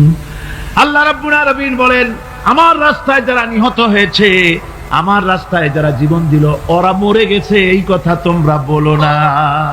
ওরা জিন্দা। ওরা কি? আমার রাস্তায়, আমার দিন প্রতিষ্ঠার জন্য, মানবতার মুখে হাসি ফুটাবার জন্য, নির্যাতিত মানবতার গোলামীর জিনজির থেকে তাদেরকে বাঁচাবার জন্য সংগ্রাম করতে গিয়ে যারা জীবন দিল, ওরা মরে নাই, ওরা জিন্দা। ওরা কি? জিন্দা। আল্লাহ বলেন, আল্লাহ পাক বলেন, ওরা জিন্দা তোমরা জানো না, আমার কাছ থেকে তারা রিজেক্ট প্রাপ্ত হয়। যারা শহীদ হয়, শাহাদাতের কথা শুনে যাদের ভয় লাগে, অস্ত্রের খোঁচা খায়া, গুলি খায়া, বায়োনেট খায়া, ড্যাগারের গুতা খায়া মরা, জানি কত যন্ত্রণা। নবীজি বলতেছেন, আন আবি হুরায়রা রাদিয়াল্লাহু তাআলা আনহু আন্না রাসূলুল্লাহ সাল্লাল্লাহু আলাইহি ওয়াসাল্লাম মা ইয়াজিদু শাহীদু মিন মাসিল কাতল কামা ইয়াজিদু আহাদুকুম মিন মাসিল কারছা। তিরমিজি, নাসাই। আল্লাহ নবী বলেছেন, হযরত আবু হুরায়রা হাদিসটি বর্ণনা করেছেন, নবীজি বলেছেন, শাহাদাতের মওত হলো তোমাদের কেউ যদি আরেকজনকে একটা চিমটি কাটে, ওই চিমটি কাটায় যতটুকু যন্ত্রণা, শাহাদাতের মওতের এর চাইতে বেশি কিছু যন্ত্রণা নয়। শাহাদাতের মওতটা হচ্ছে একটা সেতু। এটা কি সেতু? এটা ব্রিজ। এপারে দুনিয়া, ওপারে আল্লাহ। সুবহানাল্লাহ ওয়া বিহামদি। মরার সাথে সাথে দিদার ইলাহি নসিব হয়ে যাবে। সুবহানাল্লাহ। সাহাবায়ে কেরাম, আপনি চিন্তা করেন, তাদের মা, বাবা, বিবি, বাল বাচ্চা, সন্তান সবকিছুকে ফেলে রেখে আল্লাহর দ্বীনের জন্য রক্ত দিতে পেরেছেন। কি কারণে? জীবনকে তাদের কাছে তুচ্ছ মনে হয়েছে। এই জীবন জীবন নয়। ওই জীবনই তো সবচেয়ে সেরা জীবন, যে জীবনে আমার মাওলা আমার উপরে খুশি হয়ে যাবে। সুবহানাল্লাহ। আমার মাবুদ আমার উপরে খুশি হয়ে যাবে। ওইটা হচ্ছে সবচেয়ে নিয়ামতের মওত। এই জন্য রাসূল সাল্লাল্লাহু আলাইহি ওয়াসাল্লাম বলেছেন, কেউ যদি শাহাদাতের তামান্না করে দিল থেকে, সে যদি তার বিছানায়ও মরে, আল্লাহ পাক ওটাকে শাহাদাত হিসেবে ধরে নেবে। হযরত ওমর রাদিয়াল্লাহু তাআলা আনহু দোয়া করতেন, আল্লাহুম্মা রযুকনি শাহাদাতান ফি সাবিলিক ওয়াজআল মাউতি ফি বালাদি রাসূলিক। আয় আল্লাহ, তুমি দয়া করে মেহেরবানি করে আমাকে শাহাদাতের পেয়ালা পান করাও। শাহাদাতের মওত সবচেয়ে নিয়ামতের মওত। কিয়ামতের দিন এই শহীদ তার আত্মীয় স্বজনের ব্যাপারে 70 জন লোকের ব্যাপারে আল্লাহর কাছে সুপারিশ করার মতো পাওয়ার লাভ করবে শহীদ। ভাইরা, এই শাহাদাত নসিব হওয়ার জন্য তামান্না আমাদের দিলের মধ্যে থাকা উচিত। আল্লাহ দ্বীন প্রতিষ্ঠার জন্য প্রয়োজনে আমরা জান দিব, মাল দিব। পারবো না? পারবো কিনা? আমার ভাইরা, আব্দুল উজ্জা মক্কা শরীফে বাড়ি, 20 বছরের যুবক, কলিজার মধ্যে সবসময় চায় এতিম মানুষ, বাপ মারা গেছে একেবারে ছোট অবস্থায়, খুব গরিব। চাচা তাকে বড় করেছে, চাচা তাকে ঘর দিয়েছে, বাড়ি দিয়েছে। বুখারীর হাদিস, বুখারী শরীফ এসেছে। বাড়ি, ঘর, জায়গা, জমি, সোনা দানা, টাকা পয়সা, উট ঘোড়া সব দিয়েছে, প্রতিষ্ঠিত করে দিয়েছে। কিন্তু আব্দুল উজ্জা শান্তি পায় না। রাসূল পাক সাল্লাল্লাহু আলাইহি ওয়াসাল্লাম দ্বীনের দাওয়াত দিচ্ছেন, মন চায় তাওহীদের এই সূরা সেও পান করে, কিন্তু চাচার ভয়তে পারে না। মনটা চাচ্ছে, আহা, চাচা যদি ইসলাম কবুল করতো তাহলে আমার জন্য ব্যাপারটা সহজ হয়ে যেত। এভাবে চিন্তা করতেছে। হঠাৎ একদিন রাসূল পাক সাল্লাল্লাহু আলাইহি ওয়াসাল্লাম হিজরত করলেন। এরপরে আব্দুল উজ্জার ধৈর্যের বাঁধ ভেঙে গেল। আব্দুল উজ্জা গিয়ে বলছে, চাচা, মুহাম্মদ সাল্লাল্লাহু আলাইহি ওয়াসাল্লামের নাম তো নিশ্চয়ই শুনেছেন। বলে, হ্যাঁ শুনেছি। তিনি যে ইসলামের দাওয়াত দেন, ওটা আপনার কাছে কেমন লাগে? তার মানে বলছে যে আমার কাছে তো খুব ভালো লাগে। চাচা, ইসলাম কি কবুল করবেন? এই অগণিত মূর্তির সামনে মাথা নত করে আমাদের কোনো লাভ নাই। ওই মূর্তিগুলি আমাদের কোনো সাহায্য করতে পারে না। এক আল্লাহ বিশ্বাস করার জন্য মুহাম্মদ সাল্লাল্লাহু আলাইহি ওয়াসাল্লাম আমাদের বলেছেন। চাচা বলছে, খবরদার, এই কথা যদি আবার উচ্চারণ করো তাহলে আমি তোমাকে যা দিয়েছি সব ছিনায় নেব। আব্দুল উজ্জা বলছেন, তাহলে আর আমি সহ্য করতে পারলাম না। চাচা, আপনার সামনেই আমি ঘোষণা করলাম, একদিন চাপা রেখেছি, আর পারলাম না। আমি ঘোষণা করে দিলাম, লা ইলাহা ইল্লাল্লাহু মুহাম্মাদুর রাসূলুল্লাহ। চাচা বলল, তুমি এর পরিণতি জানো? আব্দুল উজ্জা বলল, কি পরিণতি? চাচা বলতেছি, এই কলেমা পড়ার কারণে আমি তোমাকে যা দিয়েছিলাম, ঘোড়া দিয়েছি, উট দিয়েছি, বাড়ি দিয়েছি, সব আমি তোমার কাছ থেকে ছিনাইলাম, সব ফেরত দিতে হবে। তিনি বললেন, আমি রাজি আছি, আমি রাজি আছি। আপনি আমার সোনা দানা, ঘোড়া, উট আর ঘর বাড়ি যা দান করেছেন, এই দুনিয়াটার মালিকও যদি আমারে বানাই দিতেন, আমি এর বিনিময়ে কলেমা পড়া থেকে আর আমি নিজেকে থামায় রাখতে পারি না। বলে, আমার সব আমাকে ফেরত দাও। বলল, দিলাম, যা আপনি দিয়েছেন সব আপনাকে ফেরত দিলাম। চাচা বলছে, জায়গা জমি, টাকা পয়সা, সোনা দানা সব পেলাম, তোমার গায়ে যে জামা, তোমার পরনের যে লুঙ্গি, ওটা আমার টাকার খোলো। আব্দুল উজ্জা বললেন, আপত্তি নাই। জামা খুলে দিলেন, পরনের লুঙ্গিটাও খুলে দিলেন। 20 বছরের যুবক এই অবস্থায় চলে গেলেন মায়ের কাছে। মা আব্দুল উজ্জাকে এই অবস্থায় দেখে 2 চোখ চেপে ধরলেন, বললেন, বাবা, তোমার এই অবস্থা কেন? ছেলে বলছে, মা, ইমান আনার কারণে আমি সব হারায় ফেলেছি, আমার আর কিছুই নাই। ইমান আনার কারণে আমার এই অবস্থা হয়েছে। মা বলছে, বাবা, আমার কাছে কি চাও? ছেলে বলছে, মা, আমি চলে যেতে চাই মদিনায়, আল্লাহর নবী মুহাম্মাদুর রাসূলুল্লাহ সাল্লাল্লাহু আলাইহি ওয়াসাল্লামের দরবারে চলে যেতে চাই, আমি একটু বস্ত্র চাই। মা একটা পুরানা কম্বল তার হাতে দিয়ে দিলেন।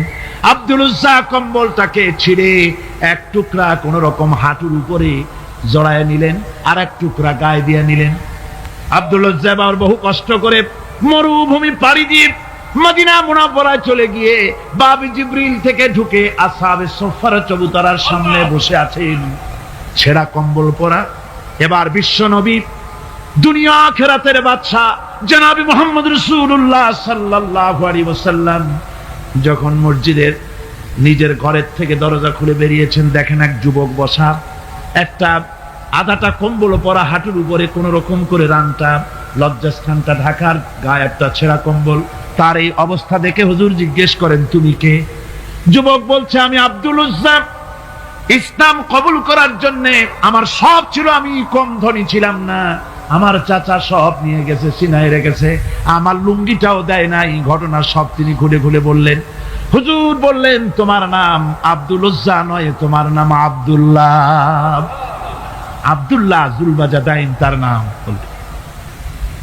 হযরত আব্দুল্লাহ জুলবাদাদাইনকে রাসূলুল্লাহ দিয়া দিলেন, আসহাবে সুফফাদের সাথে মিলাই দিলেন, এখানে থাকো, খাবার আসতে পরে খাবে।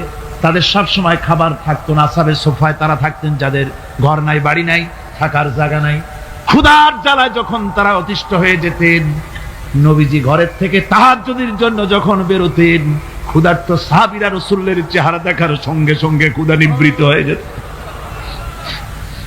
হযরত রাসূল পাক সাল্লাল্লাহু আলাইহি ওয়াসাল্লাম আব্দুল্লাহকে ওনাদের মধ্যে ভিড়ায় দিলেন। আব্দুল্লাহ এবার কোরআন শরীফ পড়ে। কোরআন শরীফ পড়তে গিয়া চিল্লায় চিল্লায় তিনি পড়েন, আস্তে আস্তে পড়েন না। সাহাবীরা বিরক্ত হয়ে রাসূলের কাছে নালিশ করলেন যে বড় চিল্লায় কোরআন পড়ে, আমাদের নামাজেও ডিস্টার্ব হয়। হুজুর বলেন, সাহাবীরা কেউ আব্দুল্লাহর ব্যাপারে কোনো কথা বলবে না, তারে চিল্লাইতে দাও, যেহেতু ঈমানের জন্য তারে বড় মূল্য দিতে হয়েছে। পরনের লুঙ্গিটা পর্যন্ত আনতে পারে নাই, যত খুশি চিৎকার করেছে আল্লাহর কালাম পড়ুক। তাবুকের যুদ্ধ, রাসূলুল্লাহ তাবুকের দিকে রওনা করেছেন, 30,000 সৈন্য নিয়ে রওনা করেছেন। ওই জিহাদে মানুষেরা প্রাণ ভরে রাসূলুল্লাহকে সাহায্য করেছেন। মেয়ে লোকেরা নাকের ফুল, কানের দুল, গলার হাল খুলে খুলে রাসূলের কদম মোবারকে দিয়ে দিয়েছে। ধনীরা টাকা পয়সা সব দিয়েছে। হযরত আবু বকর তো যা ছিল সব এনে দিয়েছে, কিছু ছিল না ঘরে। রাসূল রওনা করলেন। প্রতিমধ্যে হযরত আব্দুল্লাহ জুলবাদাদাইন আল্লাহ নবীর খেদমতে হাজির হয়ে বলেন, হুজুর সবাই তো সব দিল, আমার কিছুই নাই, কিছু দিতে পারলাম না। হুজুর আপনি আমার জন্য দোয়া করেন, আমি যেন এই তাবুকের ময়দানে কাফেরদের বিরুদ্ধে লড়াই করে যেন শহীদ হয়ে যেতে পারি। মাল দিতে পারি নাই, কিন্তু আল্লাহর জন্য যেন আমার জীবনটা দিয়ে দিতে পারি। ও চট্টগ্রামের যুবকেরা, তরুণেরা, তোমাদের মতো 20 বছরের তরুণ হযরত আব্দুল্লাহ জুলবাদাদাইন শাহাদাতের তামান্না করে রিসালাতে মাহবের কাছে দাঁড়িয়েছে। হুজুর বললেন, একটা গাছের বাকল নিয়ে আসো। একজন একটা বাকল নিয়ে এলো। রাসূলুল্লাহ এই বাকলটা আব্দুল্লাহ জুলবাদাদাইনের হাতে লাগাই দিলেন। রাসূলুল্লাহ বললেন, আয় আল্লাহ, আমি আব্দুল্লাহর রক্ত কাফেরদের জন্য হারাম করে দিলাম।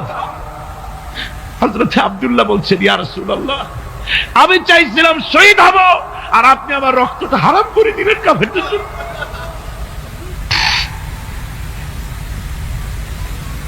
আল্লাহ নবী বলেন, আব্দুল্লাহ রে, কোন চিন্তা করো না, তোমার মৃত্যু যদি জ্বরেও হয়, আল্লাহ রাব্বুল আলামিন তোমার শাহাদাতের দরজা দিয়ে দিবেন।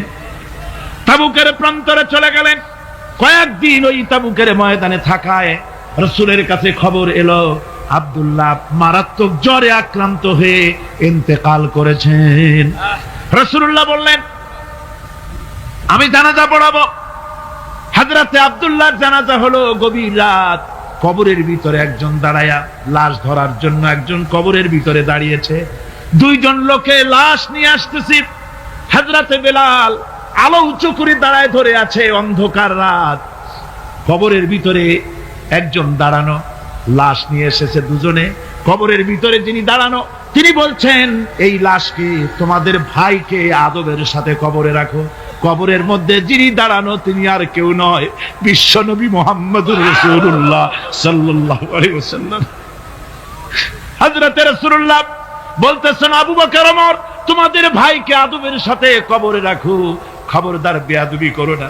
কবরের মধ্যে আল্লাহ নবী আব্দুল্লাহ জুলবাদাদাইনকে নিজ হাতে শোয়ায় দিয়া কবরের উপরে পাথর বিছিয়ে দিয়ে নবীজি বললেন, রব্বুল আলামিন, আজকের এই সন্ধ্যা পর্যন্ত আমি আব্দুল্লাহর প্রতি রাজি ছিলাম, তুমিও আব্দুল্লাহর প্রতি সন্তুষ্ট হয়ে যাও। হযরত ইবনে মাসউদ রাদিয়াল্লাহু তাআলা আনহু বলেন, আমি চিৎকার মেরে কেঁদে কেঁদে বললাম, আল্লাহ, আজকে যদি এই কবরে আব্দুল্লাহ না হয়ে আমি হতাম, আমার কিসমতটা ভালো হয়ে যেত। যুবকেরা, ও তরুণ মুসলমানেরা, তোমরাই রক্ত দিয়ে ইসলাম কায়েম করেছো। কে কায়েম করেছে ইসলাম? মুসলিম তরুণেরা, মুসলিম যুবকেরা, তোমাদের অবদান সব চাইতে বেশি। আজ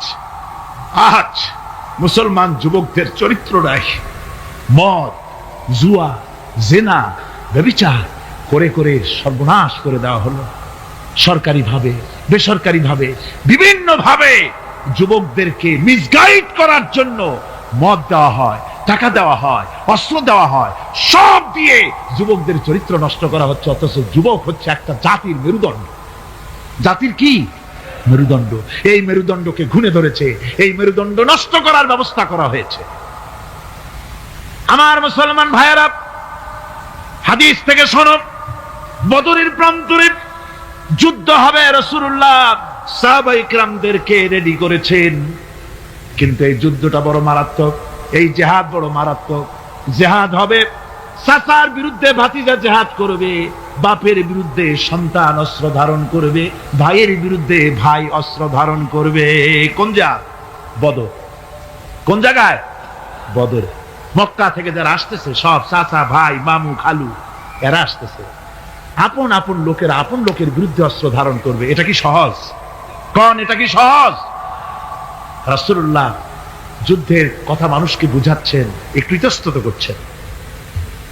হযরত রাসূল পাক সাল্লাল্লাহু আলাইহি ওয়াসাল্লাম যুদ্ধের কথা সাহাবায়ে কিরামদের সামনে পেশ করতেছেন, আর একটু ইতস্তত করতেছেন এই কঠিন যুদ্ধে সাহাবীরা কিভাবে মেনে নেবে। রাসূলের মনের অবস্থা বুঝতে পেরে হযরত মিকদাদ রাদিয়াল্লাহু তাআলা আনহু, বর্ষিয়ান সাহাবী, তিনি দাঁড়ায় গেলেন। তিনি দাঁড়ায় বলছেন, ইমদি বিনা ইয়া রাসূলুল্লাহ হাইসু মা তাশা। হে রাসূল, আপনি আমাদেরকে নিয়ে চলুন, আল্লাহ যেদিকে আপনাকে যেতে বলে, হাইসু মা তাশা আয় হাইসু মা আমারাকাল্লাহ, যেদিকে আল্লাহ আপনাকে যেতে বলেন আমাদেরকে নিয়ে আপনি সেদিকে চলেন।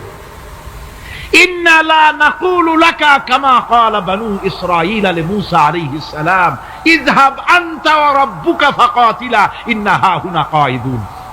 আমরা মুসা আলাইহিস সালামের উম্মতের মতো বলবো না যে হে মুসা, তুমি আর জিবরাইল আর তোমার আল্লাহ যুদ্ধ করো, আমরা ঘরে বসে আরাম করি। এই কথা আমরা বলবো না হুজুর। বাল ইযহাব আনতা ওয়া রাব্বুকা ফাকাতিলা ইন্না মাআকুমা মুকাতিলুন। হে রাসূল, বরং আমরা বলবো আপনি যুদ্ধ করুন, আপনি আমাদের নিয়ে চলুন, আমরা লড়বো আপনার সাথে কাফেরদের বিরুদ্ধে। ততক্ষণ পর্যন্ত লড়বো মা দামাত আইনুম মিন্না তাতাররাফ। ও রাসূল, যতক্ষণ আমাদের চোখের একটা পাতাও নড়ে ততক্ষণ আপনার সাথে আমরা লড়বো। সুবহানাল্লাহ। মানে জীবন যতক্ষণ আছে আপনার সাথী হয়ে কাফেরদের বিরুদ্ধে লড়তে থাকবো। হুজুর খুব খুশি হয়ে গেল। হুজুর কি হলেন? দারুণ খুশি হয়ে গেল। আল্লাহর নবী খুশি হয়ে বললেন, ও সাহাবীরা, তোমাদের মানসিক অবস্থা যখন এই কুবু বিনা ইলা জান্নাতিন, জান্নাতুন আরদুহা কারদিস সামাওয়াতি ওয়াল আরদ। ও সাহাবীরা, তোমাদের মানসিকতা যখন এমন, তখন আমার সাথে তোমরা দাঁড়াও, আমার সাথে ওঠো, আমার সাথে চলো জান্নাতের দিকে। রাসূলুল্লাহ বলছেন, আমার সাথে চলো বেহেশতে। কোন বেহেশত? এমন বেহেশত যে বেহেশতের বিশালতা আর প্রশস্ততা ওই বিশাল আকাশ আর জমিনের চাইতেও বেশি। এই বিরাট জান্নাতের দিকে চলো আমার সাথে। ফাকামা উমাইর বিন হামাম ওয়া কানা ইয়াকুলু তামার। যুবকেরা, তোমাদের মতো তরুণ, তোমাদের মতো এক যুবক যার নাম উমাইর, তিনি দাঁড়িয়ে গেলেন, হাতে ছিল খোরমা, খোরমা খাচ্ছিল। দেখেন না, বক্তৃতা হয় মাঠে, ওয়াজ নসিহত হয়, আর যুবকেরা দাঁড়ায় দাঁড়ায় বাদাম খায়, হয় না? ওই সাহাবী ওই সময় তো বাদাম টাদাম হয়তো পায় নাই, খোরমা খাচ্ছে, খোরমা চাবাচ্ছে, বিচি ফালাই দিতেছে, আর এইভাবে খাচ্ছে আর হুজুরের কথা শুনছে। হুজুরের কথা শুনে উমাইর বলছেন, বাহ বাহ। এটা একটি আঞ্চলিক শব্দ, এর অর্থ হচ্ছে আয়মা আযমাহু ওয়া মা আহসানাহু। হে রাসূল, আপনি কত সুন্দর কথা বললেন, আপনি কি বিশাল কথা বলেছেন, কত বড় কথা বলেছেন। জিহাদ করলে, জান দিলে এমন বেহেশত পাবো, জান্নাতুন আরদুহা কারদিস সামাওয়াতি ওয়াল আরদ, যে বেহেশতটা হবে ওই বিশাল আকাশের চাইতেও বিস্তীর্ণ, এমন বেহেশত পাবো। ওয়াল্লাহি লাউ কুনতু হাইয়ান হাত্তা আকুলাহুন্না ইন্নাহা লাহায়াতুন তাওয়িলা। আল্লাহর কসম, আমি যদি হাতের সবগুলি খোরমা খেতে যাই তাহলে তো অনেক সময় লাগবে, বেহেশতে যেতে দেরি হয়ে যাবে, অনেক দেরি হয়ে যাবে বেহেশতে যেতে। ফারামা বিহিন্না, হাতের সবগুলি খোরমা তিনি ফেলে দিলেন। ও যুবকেরা, হযরত ওমর তোমার মতো যুবক খরমা খাওয়া সহ্য করলেন না আল্লাহর জান্নাতে যাওয়ার লোভে। জান্নাতে যেতে দেরি হয়ে যাবে, আল্লাহর সঙ্গে দিদার করতে দেরি হয়ে যাবে, এই মনে করে হাতের খরমাগুলি ফালায় দিলেন, জিহাদের ময়দানে ঝাঁপায়ে পড়লেন। হাদিস শরীফে এসেছে উমাইর জিহাদ করে বেশ কিছু কাফেরদেরকে নিহত করে নিজেও শহীদ হয়ে গেলেন। রাসূলুল্লাহ বদরের শহাদাদের জানাজা করার সময় একজন সাহাবী বলে দিলেন, হুজুর এই সেই উমাইর, আপনি যখন বেহেশতের কথা বলছিলেন, খরমাগুলি খাওয়ার তর সহ্য হয় নাই বেহেশতে যাওয়ার জন্য, এই সেই উমাইর। আল্লাহর নবী উমাইরের কাছে দাঁড়ায় আঙ্গুল দিয়ে তার শরীরের দিকে দেখায় বললেন, ইন্নাকা মিন আহলিহা। ও যুবক, যেই বেহেশতের জন্য খরমা খাওয়ার সময় তুমি পাও নাই, আমি নবী সাক্ষী দিচ্ছি তুমি অবশ্যই সেই বেহেশতের অধিবাসী। ওই বেহেশত তোমার জন্য। সুবহানাল্লাহ। আমার ভাইরা, কিয়ামতের দিন এই জান্নাত আল্লাহ রাব্বুল আলামিন দান করবেন ওই সব লোকদের জন্য যারা জান দিবে, মাল দিবে, রক্ত দিবে আল্লাহর দ্বীনের জন্য। কিসের জন্য? আল্লাহর দ্বীন কায়েমের জন্য। যারা জান মাল ওয়াকফ করে দেবে, জীবনকে উৎসর্গ করে দেবে, তাদের জন্য আল্লাহ পাক এই বিরাট নিয়ামত রেখেছেন। তরুণদের বলতে চাই, যুবকদের বলতে চাই, আর বাতিলের পেছনে ঘুরো না, আর তোমার ওই সব নেতাদের পেছনে ঘুরো না যারা নিজেরাও নামাজ পড়ে না, তোমাকেও নামাজের কথা বলে না। ওরা নিজেরা মিথ্যা কথা কয়, তোমরা টের পাও না? কি বলেন, টের পাওয়া যায় না? মারামারি করে নিজেরা আর বদনাম দেয় অপরের উপরে। চোখের সামনে যারা এরকম পারে, চোখের সামনে যারা এরকম পারে, তাহলে রাত দিন 24 ঘন্টা তাদের আমলটা কেমন? এদের পেছনে ঘুরে কোনো লাভ নাই। কোনো লাভ আছে? হ্যাঁ, একটা লাভ আছে।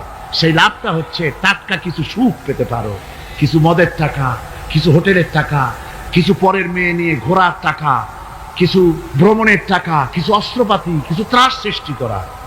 আর ত্রাস সৃষ্টি করবা, কয়টা অস্ত্রের মালিক হইছ? যুবক, তরুণ, বিপদগামী তরুণদের বলবো, সরকার অননুমোদিত অস্ত্র যাদের কাছে আছে, শুনে রাখো, এই অস্ত্র কাউকে ক্ষমা করে না। এই অস্ত্র কাউকে ক্ষমা করে না। সাপ পোষার মতো, যে সাপ তুমি দুধ কলা দিয়ে পোষো, ওই সাপ তোমাকে আবার দংশন করবে। ওজা মরে না মরে না? সাপ খেলা যারা দেখায় তারা মরে কিনা? ওই সাপেই তাকে কাটে। সুতরাং গভর্নমেন্ট অনুমোদিত অস্ত্র তোমার কাছে, পাইপ গান, রিভলভার, স্টেন গান, এলএমজি, আদমজি, কত রকমের অস্ত্রপাতি যুবকদের কাছে। ঘুম নাই, সারা রাত অস্ত্র থাকে কাছে, আর কি কি লাল পানি খাইয়া চোখ দুইটা থাকে এত বড় বড়, দেখলেও ভয় করে। মাথায় ভাল্লুকের মতো চুল। মানুষ মারো তোমরা, মানুষ মারো। আহা, যারে মারলা একটুখানি হিউম্যানিটি, বিবেক দিয়ে চিন্তা করো।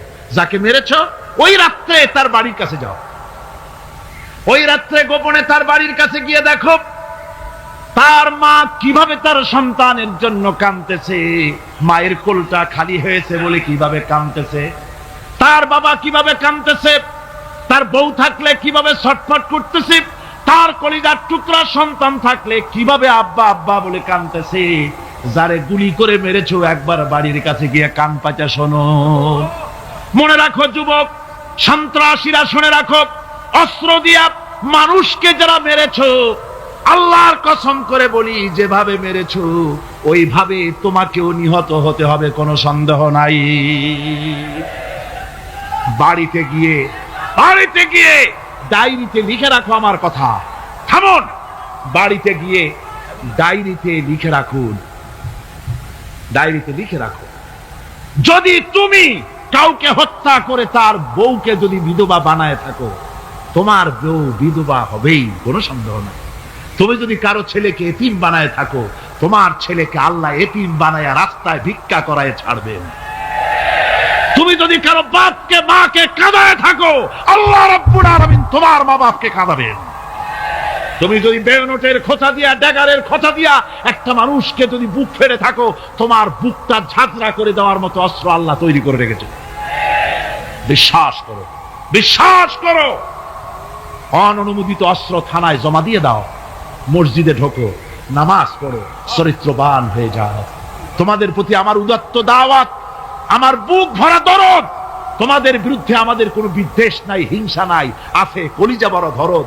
দেখতে পাচ্ছি জাহান্নামের দিকে যাচ্ছ। এ পথটা কোন দিকের পথ? যারা বলেন কোথার পথ? ওই নেতাদের পিছনে আর চলো না, তওবা করো।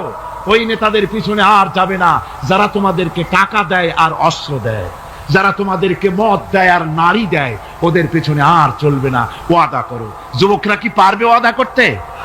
ওই সব নেতাদের পিছনে জীবনে আর যাবে না। ওয়াদা করতে পারো? হাত উঁচু করে দেখাও যুবকেরা।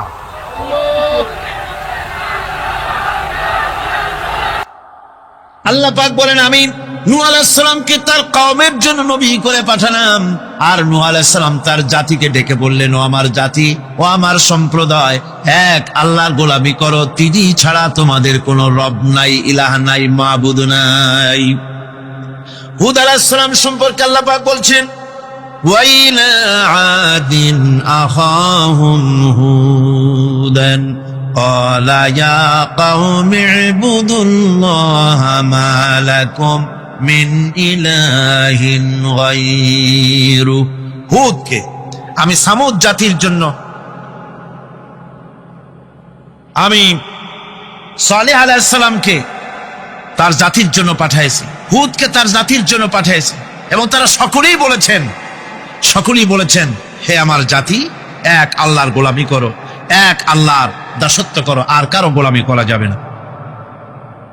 আল্লাহ পাক এরপরে বলেন, শুধু নূহ, শুধু হুদ, শুধু সালেহ আর শুআয়ব নয়, শুধু মুসা আর ঈসা নয়, ওয়ালাকাদ বা'আসনা ফি কুল্লি উম্মাতির রাসূলা আন ইবুদুল্লাহা ওয়াজতানিবুত তাগুত।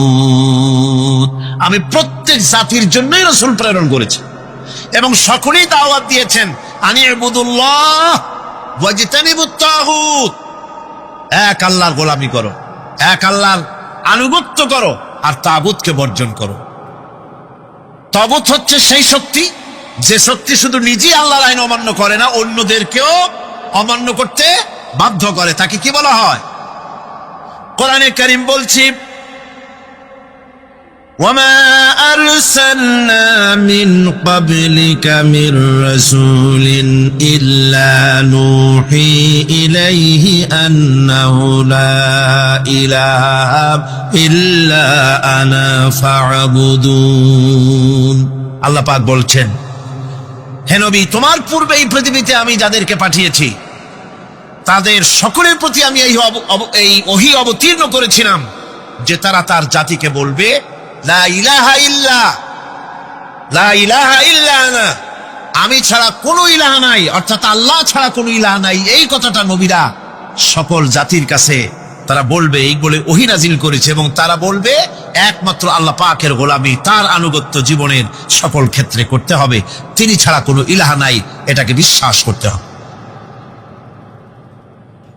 মেরাজ উপলক্ষে আল্লাহ পাক রাসূল করিম সাল্লাল্লাহু আলাইহি ওয়াসাল্লামকে যে পেগাম দিয়েছিলেন, যে হাদিয়া দিয়েছিলেন, যে 14টি পেগাম ছিল, তার মধ্যে প্রথম পেগাম যেটা ছিল সেটা ছিল কি? وَقَضَى رَبُّكَ أَلَّا تَعْبُدُوا إِلَّا إِيَّاهُ وَبِالْوَالِدَيْنِ إِحْسَانًا। তোমার রবের পক্ষ থেকে এটা চূড়ান্ত রূপে ফয়সালা হয়ে গিয়েছে, চূড়ান্ত ফয়সালা হয়ে গিয়েছে যে দাসত্ব, গোলামি, আনুগত্য করতে হবে কেবলমাত্র আল্লাহ সুবহানাহু ওয়া তাআলা। আল্লাহ পাকের গোলামি ছাড়া কারো গোলামি করা যাবে না। এখন এই গোলামিটা কি জিনিস, আসুন আমরা ব্যাখ্যা করে আলোচনা করে বুঝতে চেষ্টা করি গোলামিটা কি। এটি হচ্ছে, এটা মানুষের একটা স্বভাবজাত প্রবৃত্তি। মানুষের সামনে মানুষ কারো না কারো আনুগত্য করতে চায়, এটা তার রুহের মধ্যে, তার রক্তের মধ্যে, তার দেহের মধ্যে এটা মিশ্রিত রয়েছে। যেমন মানুষ ক্ষুধা লাগলে ক্ষুধা নিবৃত্ত করার জন্য আহারের আশ্রয় গ্রহণ করে, ঠান্ডা লাগলে শীত বস্ত্রের আশ্রয় নেয়, ক্ষুধা লাগলে খাদ্যের আশ্রয় নেয়, গরম লাগলে বৃষ্টি হলে ঘরের মধ্যে আশ্রয় নেয়। মনের ভাষা ব্যক্ত করার জন্যে, মনের কথা ভাবের আদান প্রদান করার জন্য ভাষার আশ্রয় গ্রহণ করে, ঠিক এগুলি যেমন তার সহজাত প্রবৃত্তি, ঠিক অনুরূপ ভাবে উপাসনার প্রেরণা তার মধ্যে স্বাভাবিকভাবেই উপাসনার প্রেরণা তার মধ্যে ঢুকিয়ে দেওয়া রয়েছে। কারো না কারো সামনে তার মাথা নত করা এটি একটি স্বাভাবিক প্রেরণা। ইবাদতের ধারণা প্রকৃতপক্ষে এটি একটি ব্যাপক ধারণা। এর প্রথমে এটাকে দুই ভাগে ভাগ করা যায়, একটা হচ্ছে বন্দিগি এবং আনুগত্য, আর একটা হচ্ছে পূজা বা অর্চনা। বন্দিগি এবং আনুগত্যের ব্যাপারটা হচ্ছে যে উচ্চতর কোন একটি সত্তার সামনে মাথা নত করে দেওয়া, যেটাকে আরবিতে বলা হয় ইজহারে তাজাল্লুল, নিজেকে ছোট করা, নিজেকে ছোট করা। এই নিজেকে ছোট করাটা এটা কিন্তু আল্লাহ পাক ছাড়া কারো সামনে মাথা নত করা, কথা বুঝেন না নাকি? আল্লাহ ছাড়া কারো সামনে মাথা নত করা যাবে না। আমি যখন পার্লামেন্টে ঢুকলাম সর্বপ্রথম, জীবনে তো আর যাই নাই কোনোদিন, ঢুকলাম, ঢুকে দেখি অধিকাংশ লোক ঢুকছেন রুকুর হালতে আর বেরোচ্ছে না রুকুর হালতে। কারণটা কি আমি বুঝলাম না, বিষয়টা কি, এরকম করে কেন? পরে একজনকে জিজ্ঞেস করলাম যে বিষয়টা কি। তারা বললেন যেভাবে রুলস অফ প্রসিডিওর এটা লেখা আছে, এরকম করে মাথা নিচু করে ঢুকতে হয়। কোথায় আছে? আমি রুলস অফ প্রসিডিওর নিলাম, দেখলাম তার ভিতরে সত্যি সত্যি লেখা আছে, article number 263 rules of procedure, যে বই দিয়ে, যে বিধান দিয়ে সংসদ চলে, এর ভিতরে পরিষ্কার ভাবে লেখা রয়েছে সংসদ সদস্যগণ এই হাউসের ভিতরে প্রবেশ করাকালীন এবং বহির্গমনকালীন স্পিকারকে সম্মান জানাবার জন্য মাথা নিচু করে ঢুকবেন আর বেরোবেন। আমি বিষয়টা জেনে নিলাম, এবং কথা, পার্লামেন্ট এমন একটা জায়গা যেখানে কথা বলতে চাইলেই বলা যায় না। অনেকে মনে করে তাদের এমপিরা খালি বসে থাকে, কথা কয় না কেন? আর কথা বলতে জানা লাগবে, বিধি জানতে হবে। ওখানে দাঁড়ালেই জিজ্ঞেস করে কোন বিধিতে কথা বলবে, এবং বিধি যদি জানা না থাকে তাহলে হাম্মুকের মতো খাড়ায় থাকতে হবে। আমি বিধি জানতে চেষ্টা করলাম। পরের দিন, 3 দিনের দিন, আমি সব গোছায় টোছায় নিয়ে উপস্থিত হলাম, সংবিধান পড়লাম, রুলস অফ প্রসিডিওর পড়লাম, এরপরে আমি ফ্লোর নিলাম। ফ্লোর নিয়ে আমি সেখানে স্পিকার সাহেবকে বললাম, মাননীয় স্পিকার, আমি এই হাউসের ভিতরে দেখতে পেলাম একটি জিনিস যেটি রুলস অফ প্রসিডিওরে লেখা আছে, আর রুলস অফ প্রসিডিওরে যেটা লেখা সেটা আবার সংবিধানের সঙ্গে কন্ট্রাডিক্টরি একটা ব্যাপার। সংবিধানে বলা হয়েছে আল্লাহর উপরে ঈমান এবং আস্থাই হবে গোটা জাতির লক্ষ্য। তো যেখানে আল্লাহর উপরে ঈমান এবং আস্থার কথা বলা হয়েছে, সেইখানে আল্লাহর নির্দেশের খেলাপ করা হচ্ছে। মাথা নত করে আপনাকে সম্মান জানাবার জন্য যে প্রসেস, যে সিস্টেম, যে কাস্টমস, যে ট্র্যাডিশন তৈরি করা হয়েছে তা সম্পূর্ণ ইসলাম বিরোধী, এটি সম্পূর্ণ শিরক। যেহেতু মানুষ আল্লাহ ছাড়া সম্মান দেখাবার উদ্দেশ্যে আর কারো সামনে মাথা নত করতে পারবে, ইন্না শিরকা লাযুলমুন আযীম, এটি হলো মস্ত বড় গুনাহ, মস্ত বড় অপরাধ। আমি বললাম, রাসূল কারীম সাল্লাল্লাহু আলাইহি ওয়াসাল্লাম বলেছেন, তোমাকে যদি কেটে টুকরা টুকরা করে ফেলানো হয়, অথবা তোমাকে যদি জ্বালিয়ে পুড়িয়ে ভস্ম করা হয়, তবুও তুমি শিরক করতে পারবে না। সুতরাং এই সংসদে যেটা হচ্ছে এটা সম্পূর্ণ শিরক, এটা কবিরা গুনাহ, এটা হারাম। এটাকে রুলস অফ প্রসিডিওর থেকে উঠিয়ে দেওয়ার জন্য, এটা বন্ধ করার জন্য আপনার প্রতি আমি আবেদন জানাচ্ছি। আমি আমার বলা শেষ করলাম, ওমা আলাইনা ইল্লাল বালাগ। যদি এটি কার্যকরী করা না হয় তাহলে আপনি এবং সংসদে যারা আছেন, যারা এটা আমল করবেন, কিয়ামতের দিন অবশ্যই আল্লাহর দরবারে আসামি হবেন।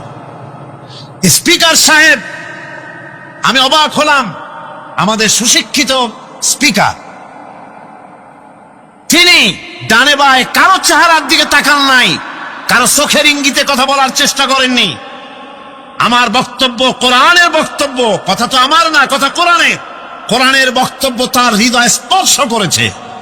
সঙ্গে সঙ্গে স্পিকার বলেছেন, আমি আপনার বক্তব্যের সাথে সম্পূর্ণ একমত। কিন্তু কিন্তু আমি তো এটাকে উঠাইতে পারবো না, এটাকে আমি উঠাতে পারবো না, এটা আমার ইখতিয়ারের বাইরে, এজন্য আপনাকে নোটিশ দিতে হবে। আমি নোটিশ দিলাম, নোটিশ মনে হয় কোন কোল্ড স্টোরেজে আশ্রয় পেয়েছে। আমি সেটাকে গরম করতে চেষ্টা করছি। আগামী সংসদে ইনশাআল্লাহ আবার উঠাবো। যতক্ষণ পর্যন্ত সংসদ শিরক মুক্ত না হচ্ছে, আল্লাহর গোলাম এই শিরকের বিরুদ্ধে সংসদে আওয়াজ তুলতেই থাকবে ইনশাআল্লাহ।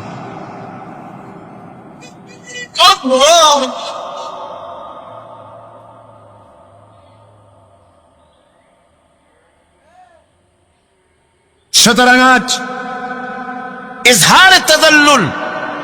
ইজহারে তাদাল্লুল, মানুষ নিজেকে ছোট করবে কেবলমাত্র আল্লাহর কাছে। কার কাছে? আল্লাহ ছাড়া কারো সামনে মানুষ মাথা নত করতে পারবে না। এমনকি আমার দেশের কোর্টগুলিতে জজ সাহেবদেরকে বলা হয় মিলর্ড, আমার প্রভু। ব্রিটিশের শেখানো কথা, কোন মুসলমান উকিলের এমন কথা বলা উচিত নয়, জায়েজ নয়, হারাম। এ ধরনের কাস্টমস, এ ধরনের